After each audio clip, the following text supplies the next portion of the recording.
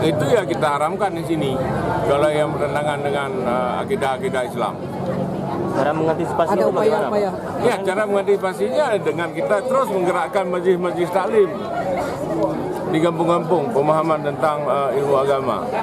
Makanya ini kita terus dorong majelis taklim, dan ke depan ini apalagi pemerintah telah menganggarkan untuk sekedar biaya di kegiatan majelis taklim. Selama ini Pak, apa ada terdengar atau informasi sampai ke Bapak sendiri terkait hadir atau masuknya aliran atau ajaran baru di wilayah Aceh Barat? Belum. Setelah dulu Laduni, ya alhamdulillah sampai sekarang ini mudah-mudahan jangan ada timbul ajaran-ajaran aneh.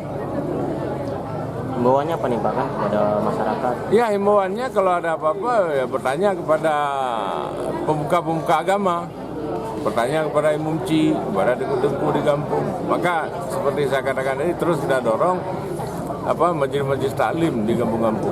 Lagi tambahan kejadian itu yang tangkap judi itu